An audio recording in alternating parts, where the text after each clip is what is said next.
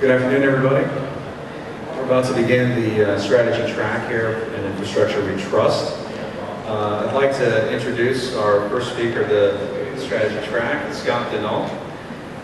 Scott is an accomplished IT executive with a track record of success in technology leadership and organizational change spanning 27 years at NCR, CareSource, and DP&L. Starting in application development, he then progressed into areas of increased responsibility, people, projects, strategies, and planning with an infrastructure focus. He has overseen development of technology solution strategies, enabling technology roadmaps, IT service portfolio, and a business service portfolio. He completed Toastmasters programs, earning a competent and able Toastmaster certifications. Scott has spoken at national industry conferences such as Government Group, Computer World, AvCom, and on various infrastructure topics. So, with that, I'd like to introduce Scott. Thank you very much for coming today. Thank you for having me. Thank you very much. Well, good afternoon. This presentation is going to dovetail very nicely into Jeff's. And because all these things that he just showed is pretty exciting for those of us who are kind of techno geeks, and it's like, wow, this is really cool. But you know what? The business doesn't care. The first time we start talking to the business about this, their eyes are going to glaze over because it's all about communication, right? How do we communicate what we are doing from an infrastructure or a technology point of view so it makes sense to the business?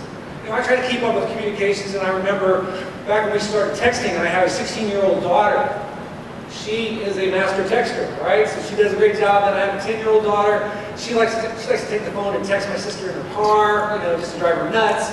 So one time I was at a conference, I thought, well, I'll text my wife, okay? Being a good husband. So I text my wife. I said, honey, I want you to know I love you and I miss you. And I send the text off, okay? She sends me back a message about 10 minutes later. She says, ooh, cool, can't wait to hear the details. And I'm like, what? That makes no sense. I called her after the presentation. I said, honey, what did you mean by, ooh, cool, I can't wait to hear the details? She says, I've not texted very much. I did not realize that you could open up the text. The only thing I saw was, honey, I want you, ... So, you never know what's going to happen there. So what we're going to talk about is the strategic architecture. We're going to talk about the what, the why, the how you get a payback from architecture, strategic architecture. By the time you leave here, you'll leave here with a template where you can actually develop your own strategic architecture and how it ties in with your business portfolio. You'll be able to take that strategic architecture and take it to tactical plans. And also it's going to be able to help you through the different business cycles, such as budgeting and planning. Now, strategic architecture here is only going to be focused on the infrastructure side, but it applies very well to the rest of IT. So what exactly is strategic architecture? In a nutshell, it's a roadmap, right? It's where we are today, where do you want to be in the future, and how are we going to get there? And it exists with a bunch of services. And those services are those things which the business is willing to pay for. It's the thing that brings value to the business. So our architecture has to include these services. It's a process of thinking through what are the business needs. What is coming down the road with the regulations or the different things within the business that we've got to help support? It's living. Architecture, strategic architecture is not a one-and-done process. This is a living document that you have to keep revisiting because, like Jeff said, everything changes so quickly. We've got to keep revisiting that. And then lastly, it's about communication and communicating with the business. So you think about it, who can tell me, what do you think makes up? What are the three key components of a strategic architecture? Anybody have a guess? What makes up a strategic architecture? Some influencer. Participation from the audience. People, there's a good one. Any other guesses? The infrastructure itself, the technologies itself, the enterprise. I'm going to contend that it's going to be these key things. One, you've got to understand the business strategy. You've got to understand the regulations. You've got to understand what's happening with the business. With that, you also have to understand who you are as an IT organization. Are you going to be cutting edge? Are you going to be bleeding edge? Are you going to be a differentiator, or are you just going to be someone who does the back office? You have to have all that before you develop it. And then lastly, you have to look at the technologies. You look at the technology and see what advancements are happening, like Jeff was talking about, and how do we want to integrate those into our future. So all of these things have to be considered. So when you look at a strategic architecture, this is in a nutshell what it consists of. It's a group of services, and in those services you have, let's say, 4 to 6 different technical solutions. These are those solutions that you give to the business. From those solutions, there's processes under each one of those solutions, and there's procedures, there's tools, and there's skill sets. So once you determine what it is you want to provide, you can start breaking it down until you get down clear down to the skill sets that are required to meet these needs. Let me just break one of these down. If we took a specific service, and let's just take database services. We could call that a service. We're going to have to understand what are we going to do with the database services. The technical solutions may be installation and configuration, maybe it is administration, modeling, query optimization. Those would all be technical solutions that we provide within database services. Under there would be procedures such as processes such as the performance, security, capacity, backup, recovery, those types of things. Those would break down into more of the procedures of like database tuning, application tuning, report tuning, which then leads you down to what tools do you use? Do you use SQL Navigator, Oracle Enterprise Manager? Then from there, the skills. What skills do our people need to use those tools, those processes, and go back up the chain so that we can deliver that service? If you have any questions during this, please feel free to raise your hand and I will gladly answer them in the middle. So, why have a strategic architecture? The first thing we're trying to do is improve our alignment with the business. It's learning to communicate better with the business. How many of you have ever seen some of these perceptions of IT as you talk to the business groups? You're perceived as free, because they keep asking for more and we never charge for more. You're not very flexible, you're not meeting my needs. Has anyone seen those type of comments? Just by show of hands.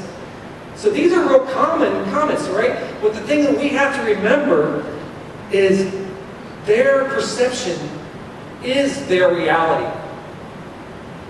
So the whole purpose of a strategic architecture is to figure out how do we communicate better with the business in their language so they understand, so we are not perceived in this particular way.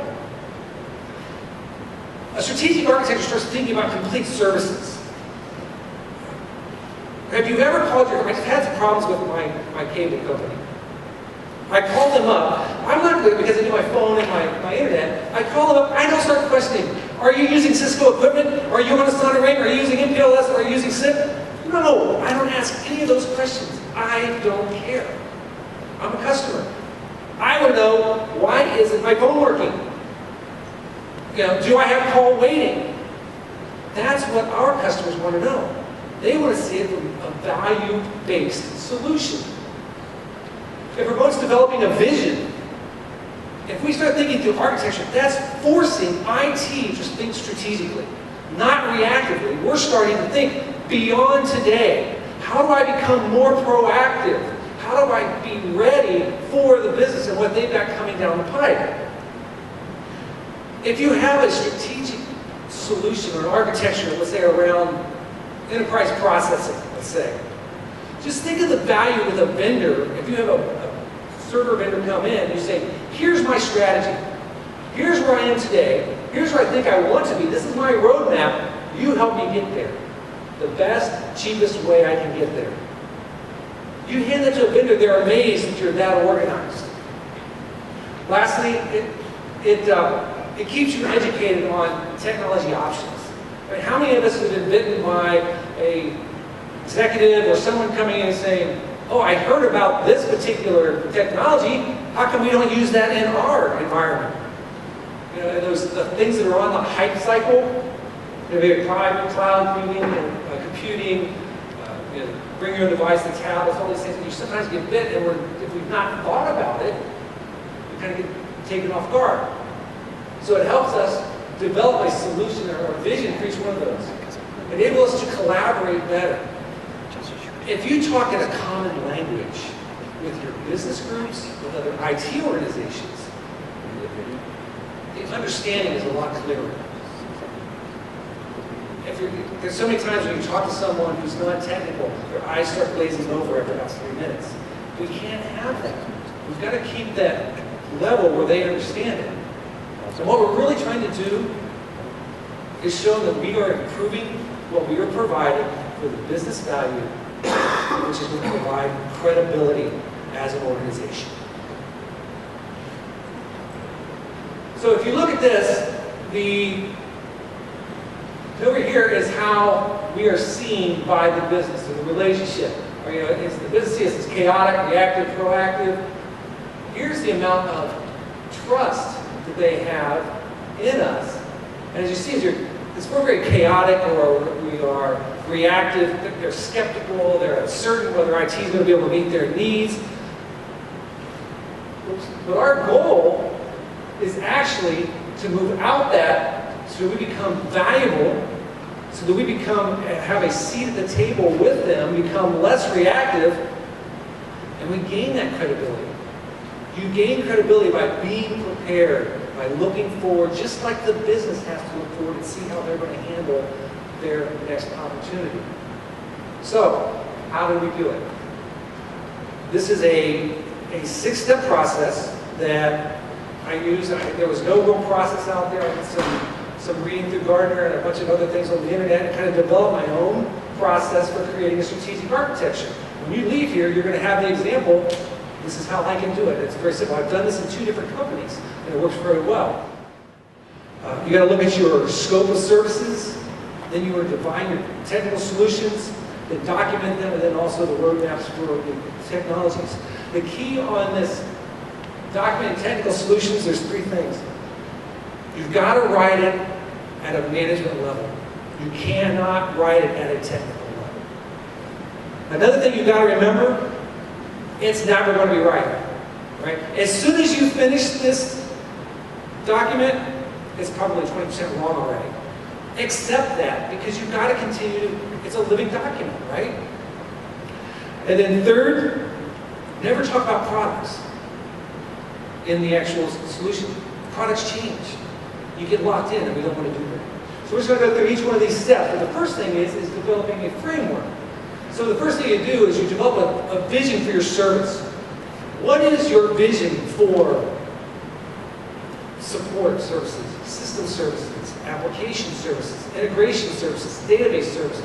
How do you want to proceed? How do you want to provide value to the business? You've got to define that. Once you do that, the next thing you want to do is develop a strategy for each of the technical solutions, each one of those broken down pieces. Remember we talked about database services, and then the solution was database installation and configuration, or database administration. Those are the technical solution strategies you're going to do. So you've got to understand what they do. And you know what? Sometimes the business doesn't always understand. If you say, what are your business services? What's your service portfolio? They probably can't tell you. Or they have an idea. What's your vision? I sat in a meeting once where a vendor said, what is your what is your vision for this business process? For this function that you provide to your customers? A hand went up. He said, well, what is it? He goes, I'd like to see us be able to move this file from point A to point B. Really? That's your vision? Sometimes they've not even thought through, what's my vision? We need to sometimes push them and say, what are your services that you're providing? What's your vision for that service, so that we know how to meet that with the solutions that we have? It's forcing you to think. So just to give you a quick example, let's say you just take, most people have customer call centers. I just brought this one to say these are some basic services that they provide. Add news changes, account queries, outage work orders, low-income assistance, bill estimates. Every business unit, I've met with every executive in the business and talked to them about their business portfolio, and we listed out the group of things that they did. And a good thing to measure by, is it complete? Could they outsource this, or could they do this for somebody else? That's usually a good indicator when it's complete or not. So that was our goal, to get from point A to point B, right? And then that line in between is a series of projects based on time and money. How much money do I have? How much time do I have to make that happen? So what's the next thing you talk about? What are the technical issues? You talk about what are the technical issues of this storage strategy? You know what? We've never defined a lifecycle management.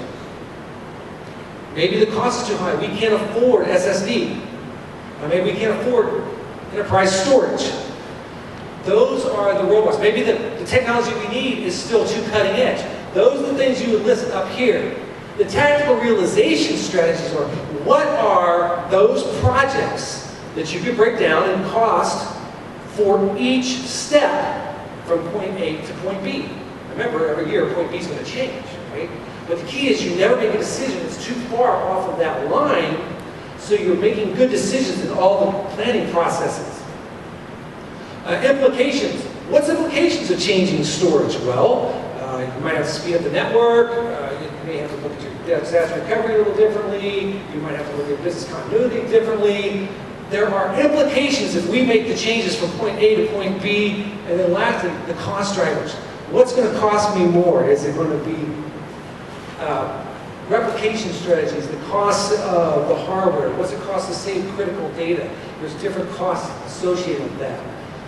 I looked at standard service levels, like all data will be stored at a single storage location in the data center.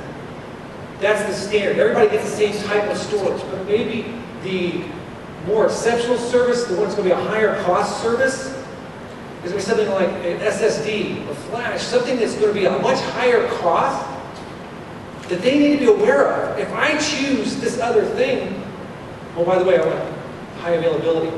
You told me that, why didn't you tell me that at the beginning? There's a huge cost for high availability if you just want to build a single system that stands alone. And then what are the implications to the strategies? And you kind of look through those, and the implications may be, we already talked about that in the cost structure. Then we talk about the standard service level, which we've already talked about, and then the exception.